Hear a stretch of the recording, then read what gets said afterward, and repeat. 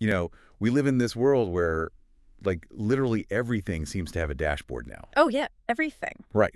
Like, we track our sleep cycles, we count our daily steps, we measure our productivity in these massive spreadsheets. Line into our heart rates. Exactly. We even gamify our reading habits. It's like we are completely obsessed with quantifying our existence. If there is a metric for it, we just want it on a screen in front of us. Yeah, I mean, it is the defining characteristic of modern life, really. We find this intense psychological comfort in numbers. Because we think we can control it. Right, exactly. We operate under this assumption that if we can measure a thing, we can manage it. We just want the world to be this predictable, manageable data set. Which brings us to today's mission. Mm. We're going to tackle something you and pretty much everyone else listening experiences every single day. Yet it utterly rejects this modern obsession with measuring and optimizing. We are talking about friendship. A huge topic. Right, and just to set the stage for you guys, our sources today are this brilliantly wild mix. We are pulling from ancient Greek philosophy, the economic theories of Adam Smith, and some deeply profound modern Turkish literary critique. It's quite the stack of notes. It really is. Yeah. And we aren't just talking about casual buddies you grab a coffee with.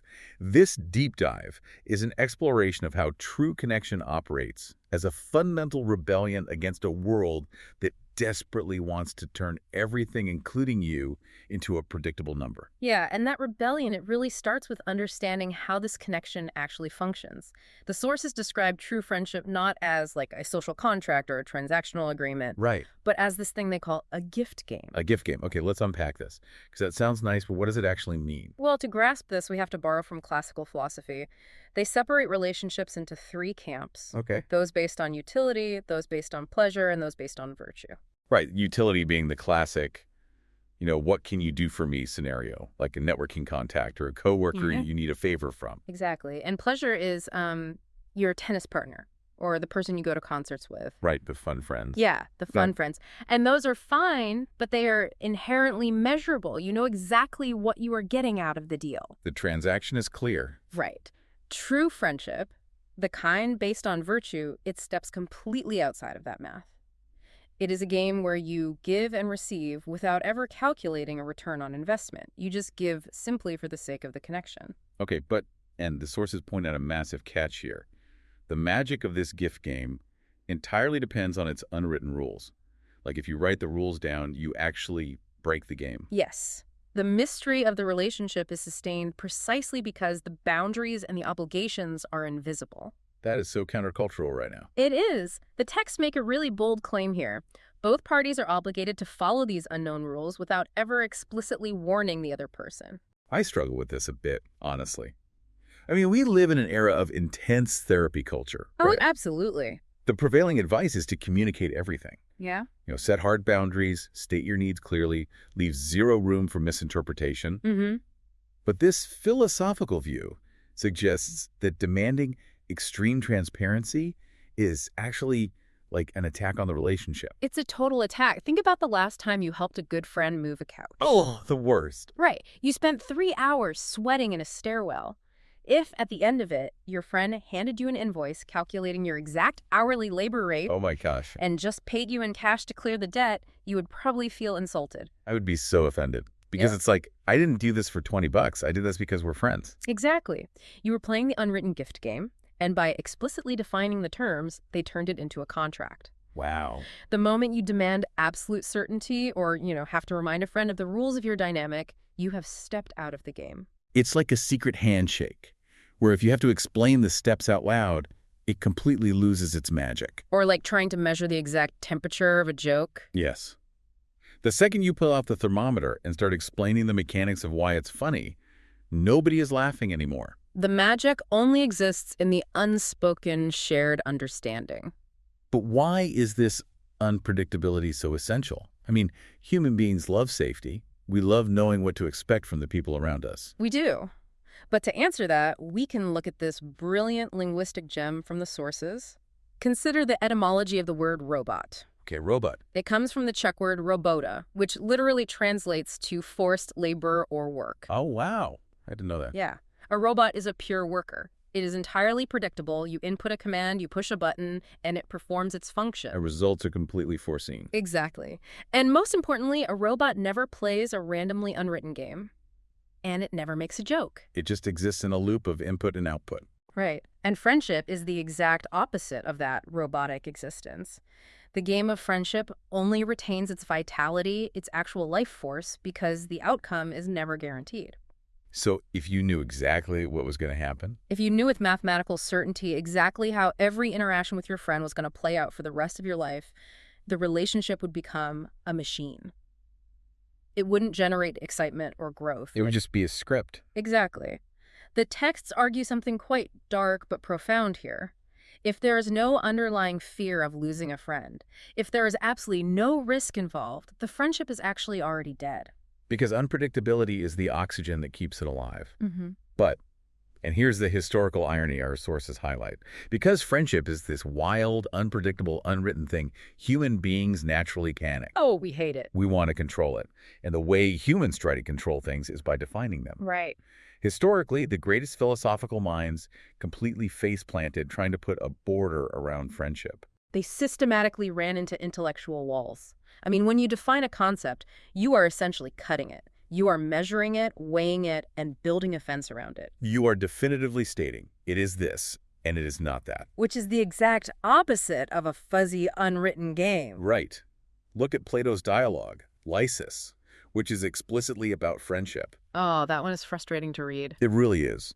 Socrates spends the entire dialogue driving himself and his companions crazy, trying to nail down exactly who can form a friendship and what the mechanics of it are. And he fails completely. He strikes out. Every time he constructs the perfect logical definition, one that includes everything it should and excludes everything it shouldn't, his own rigorous logic forces him to say, hold on, let's play this out to its natural conclusion. And the definition just crumbles in his hands. So Socrates fails. And then Aristotle steps up and tries to fix the mess by creating those strict categories we mentioned earlier. Utility, pleasure, and virtue. Right. But Aristotle adds a rule that creates a massive philosophical loophole. He insists that for true, virtuous friendship to exist, there must be strict equality and similarity between the two people involved. Yeah, a rule that creates an impossible paradox. How so?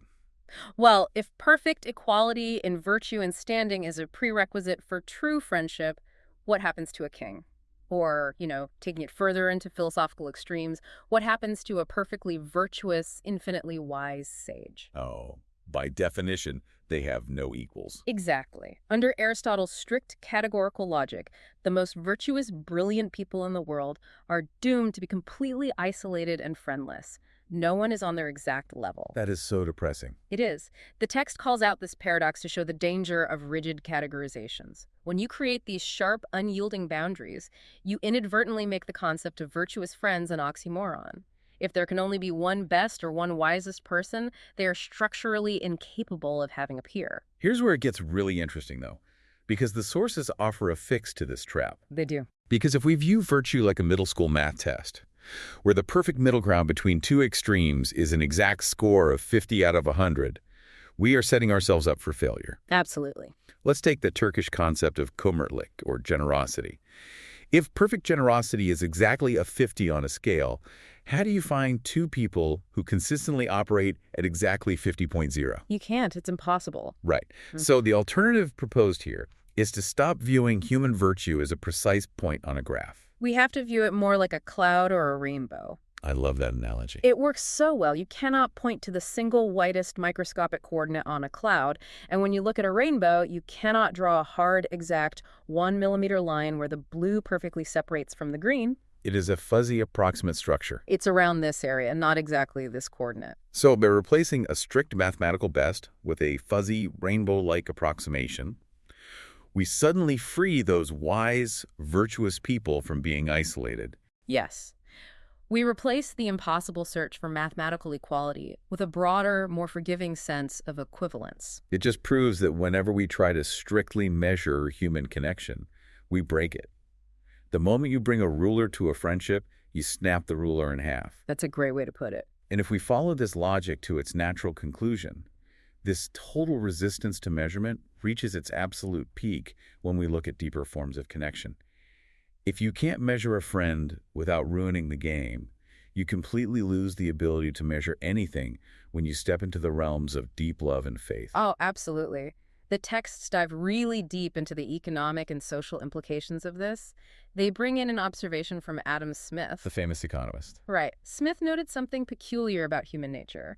He said society tends to pity people who are excessively generous or madly in love. Which on the surface sounds strange. I mean, why would we look down on someone who's overflowing with love? Because they look crazy to the rest of us who are busy keeping score. They seem entirely unfit for survival in the real world. The text explains that true, deep love steps completely outside the economic world of standardized units, risk assessment, and, realistic expectations. You just toss the ledger out the window. Exactly. When someone enters that state of profound connection, the value of the regular measurable world drops to zero for them. They discard all their societal units of measurement. They stop optimizing their time. They stop worrying about their financial leverage. They just give. They act completely irrationally according to the rules of a society that counts everything. And the sources point out a fascinating paradox about the everyday language we use to describe this. Oh, yeah. Think about the common romantic phrase, I love you more than anyone. I mean, it sounds like the ultimate compliment. You're putting them at the top of the podium. Philosophically, the text argues it is actually deeply flawed. Really? Yeah. The moment you say more than anyone, you have introduced a worldly comparison into a space that is supposed to be utterly beyond measurement. Oh, I see. You have brought the real world of quantities, rankings, and comparisons into the relationship. True connection does not say, I love you at a level 10, and my next best friend is a level 4. Right. It operates outside the numbering system entirely. To rank it is to hollow it out. Precisely. But wait, I have to push back here. Because people get burned all the time. Of course. If we throw out all measurements, all comparisons, all historical data about how a person has behaved in the past, I mean, aren't we just flying blind? If I completely discard my ability to measure my trust in you, am I not just being dangerously naive? It's a fair question. How do we deal with the very real risk of betrayal? Well, the short answer is you don't eliminate the risk. That is the core mechanism of the connection. The risk is a feature, not a bug. Exactly. The text connects this directly to the profound concepts of faith, or iman, and loyalty, sadakat.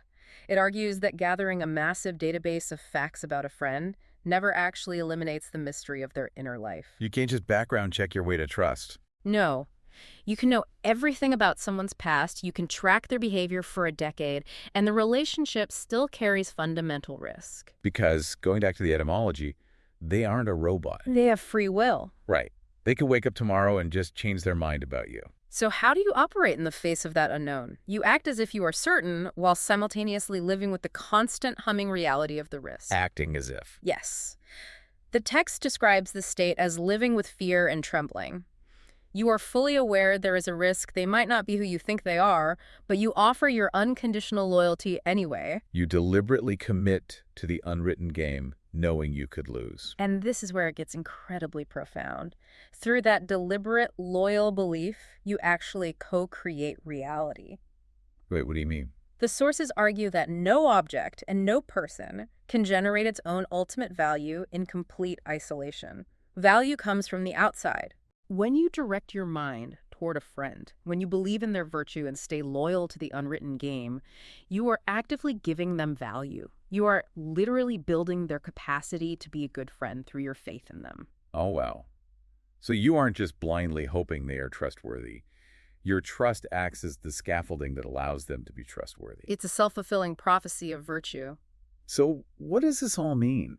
Taking all of this unwritten, unmeasurable, slightly terrifying game of co-created trust, how does this rebellion actually manifest in the real world? We all still have to go to work, pay bills, and live in this quantified society. We do. What does this philosophy change about our daily lived experience? It fundamentally alters our relationship with time itself and our relationship with the modern compulsion to work. Okay, lay that out for me. The text uses a beautiful, evocative metaphor drawn from modern Turkish literature. It calls true friendship a breath island, or nefes adası, like an oasis in a desert. I understand the metaphor of an oasis, but an oasis from what, specifically? Honestly, sometimes sitting around with a friend just feels like killing time. How is this breath island any different from, say, binge-watching a show or scrolling on my phone to escape from a stressful workday?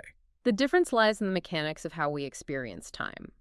The sources reference the Turkish author Ahmet Hamdi Tanpınar and his masterpiece, Huzur. Right. It's a novel that deeply explores a modern sense of unrest and spiritual nausea. In the modern world, time often feels like it has derailed. It is accelerating constantly, yet it feels entirely directionless. We are perpetually busy, constantly tracking our productivity. But we feel a deep loss of meaning. Time is just scattering around us like debris. We are exhausted, but we haven't actually gone anywhere. Exactly. Now, when you binge watch a show or scroll on your phone, you are just numbing yourself to that scattered time. You are temporarily pausing the anxiety. But it's still scattered. Right. But friendship acts as a binding agent. It doesn't just numb or pass the time, it actively gathers time into a continuous narrative. When you are deeply engaged with a true friend, time actually expands. You aren't watching the clock. You're just in it. Yes, and the sources make a stark, confronting observation about this dynamic. If you constantly feel like time is dragging, you are generally trapped in one of two states. Okay. You are either bound by the compulsory nature of modern work, or you are suffering from a profound lack of friendship. Wow, that is a heavy realization. If you are constantly bored or feeling that spiritual nausea Tanpınar describes, you are either functioning as a machine in your daily labor, or you are spiritually lonely. And this brings us to the climax of the source materials argument. It is the ultimate philosophical conflict between the sanctuary of the Breath Island and the violence of dominion. The violence of measurement and control. To fully grasp this, we have to look at how our society's definition of freedom has been completely inverted. Yes. Well, in ancient Greece, the philosophical ideal was that compulsory work laboring simply to survive was a restriction of the soul. It was largely left to those who were enslaved or trapped in lower classes. Right. Free citizens, meanwhile, were meant to engage in three higher pursuits: the enjoyment of pleasure, political action for the betterment of the city, and deep theoretical contemplation to uncover truth. So happiness and freedom were derived from contemplation and connection, not from generating endless wealth. But the Industrial Revolution and modern society completely flipped that script. Entirely. With the rise of modern, commodity-driven societies, the paradigm was turned upside down. Working was no longer seen as a tragic necessity that restricted your freedom. Working was redefined as the very essence of freedom. Because working allowed you to accumulate commodities, it allowed you to build capital. And here's the connective tissue to everything we've been talking about. To accumulate things, you have to be able to measure them. Oh man, you can't hoard capital if you can't count it. Which brings us to a devastating question. What actually happens when you measure something living? It stops being alive. The text argues that the process of turning nature or people into usable commodities always begins with measuring them. And to measure something, to reduce a complex living entity to a pure number on a spreadsheet, you must first strip away its soul. That is intense. The sources use a very specific phrase here, purifying it of its spirit to turn it into a mere thing. Nature does not inherently contain numbers. Numbers are a human invention that we aggressively project onto the world in order to dominate and control it. So when we measure a forest to calculate its lumber yield, we kill its spirit so we can use it as a resource. We turn it from a living ecosystem into a line item. Exactly. Every act of forced measurement, every time we strip the spirit from a thing to turn it into a resource, is a form of violence. It is an act of absolute dominion. Wow. Now, bring this philosophical lens back to friendship. True friendship is strictly, fundamentally anti-accumulation. Because you can't hoard friends in a bank vault to leverage them later. You cannot. You do not accumulate friends like capital, even though modern social media desperately tries to convince you otherwise. Oh, 100%. The text explicitly states that people who focus on building a network or gathering a massive crowd around them usually fail entirely at forming true friendships. Because they're measuring. Right. Because a friend is not just someone, they are utterly unique. They cannot be compared to another person. They cannot be seamlessly substituted out when they become inconvenient. And they absolutely cannot be counted as a generic unit of social capital. No.